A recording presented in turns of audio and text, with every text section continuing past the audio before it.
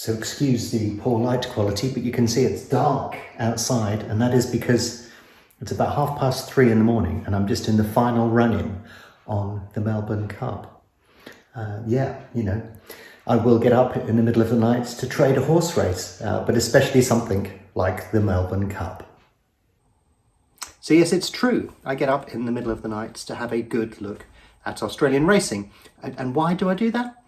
Well, every market to me looks like an opportunity. And once I'd worked out how to make money on UK racing, it was just a question of time before I turned my attention to racing around the world. And when we get at certain times of the year, then that can bring up some absolutely amazing opportunities in Australia. So the interesting thing about the Melbourne Cup is obviously I'm based in the UK. The Melbourne Cup is 10,000 miles away, right on the other side of the world. We're talking a big geographic difference there. And it's obviously in a different time zone, but my attention on these sort of races is because they turn over so much money. And the Melbourne Cup is a big race. There's been a lot of money matched on the exchanges over here in the UK, where, what are we now on the win market? We're 1.7 million quid. So there's plenty of people staying up in the wee small hours of the morning to invest, and we'll be bringing you the race live and all the build-up after this. In the UK last year, it turned over about £6 million, which in Australian dollars is about $10 million. And when I bet on this race, I will be one of the biggest bettors, whether you look at it from the UK or Australia, despite the fact that I'm right round the other side of the world. And the reason for that is I'm always drawn to these big races because that's where the big opportunities are. Whether they're in the UK, France, the US, Australia, wherever they are, I will turn up to those races because they present the biggest opportunities. So a lot of people will be sort of saying, well, it's impossible for you to have some sort of strategy that allows you to make money in multiple different places because all of these races are very different and they're in different places, run under slightly different rules and all of those things. But the fact is, I can do it. I started on the UK racing and then I took the sort of stuff that I was doing there in two different markets. Some markets are slightly subtly different, but fundamentally speaking, I've taken the same strategy and ideas and concepts that I've got in the UK and just applied them to other markets. So if you're unfamiliar with the sort of thing that I do, let me talk you through that. So in order to do this, you have to use a betting exchange because that's my preferred method of betting. You can do so many clever and interesting things on there. They represent fundamentally your best chance of profiting from betting on sports, whatever sport you're active and on. But particularly for racing, this is why I can transplant strategies from one geographic territory to another.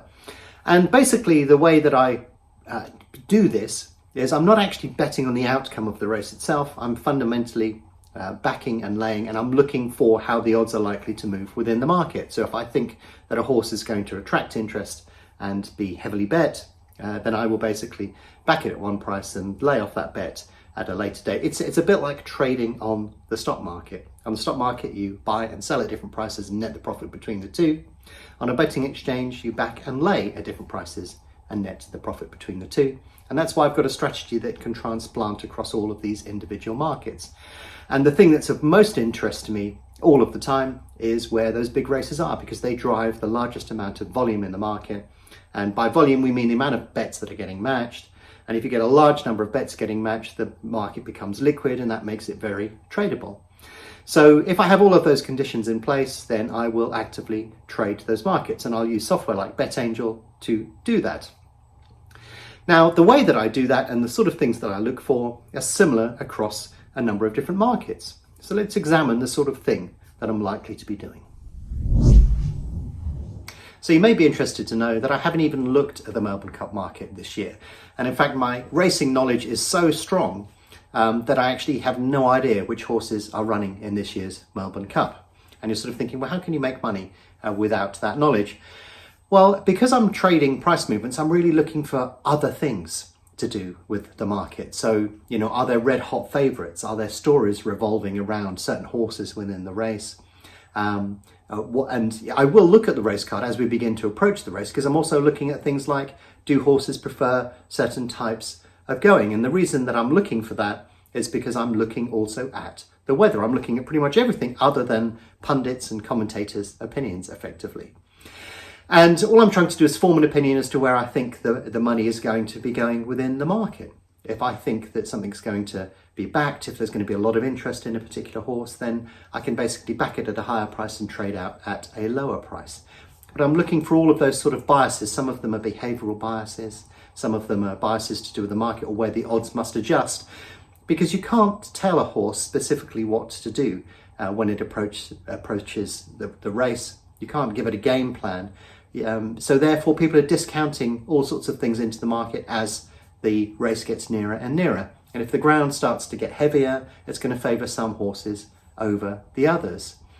And when we actually get to the race itself, people are going to be looking at the horses and the demeanour of the horses to try and understand if the horse looks nice and relaxed and is likely to run a good race, or perhaps it looks a bit nervous, is sweating up, and therefore it's perhaps not up for this particular contest, and therefore the price on it will begin to drift. So these are the sort of things that I'm looking at within the market itself to try and understand if the price is going to shorten or the price is going to drift out. I've done lots of videos on all of these specific strategies and tactics that I tend to use. But fundamentally speaking, those are the sort of things that I'm looking at as we get towards these bigger races. And in fact, pretty much any race, I'm just trying to understand where the money is likely to go within the market. Now, if you want to get really good at doing this, you're going to be also focusing on the actual market itself. When we look at a betting exchange market, what you're looking at there are people backing, people laying, and that moves the price around as well. So if you become more skilled at this, you can actually start looking in detail at where the orders are coming and getting matched within the market and how that's influencing where the odds are likely to go. This is called trading order flow. You're basically looking at where the money's arriving within the market, what influence that money is having on the price, and then you're taking advantage of that. And there are many ways of performing this type of activity. So for example, if you see a strong trend within the market, then you can ride that trend. But if you see absolutely no trend at all and the market is flat, you can also sit in the market on both the back and the lay side and effectively act like a market maker. People will be backing, people will be laying, people will have loads of opinions about what's going to go on, but you don't care because you're sat in the middle of all of that and you're basically taking up both sides of the market.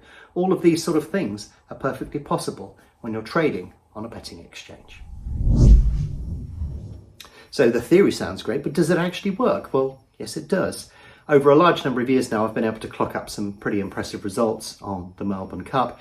And the important thing to note about the screenshots that I'm about to show you is what I'm actively doing is I'm trading that period before the race starts, and I've got no risk or liability in the actual race itself. So these profits are basically guaranteed for me, whoever goes on to win the race, and I close these positions at or about post time.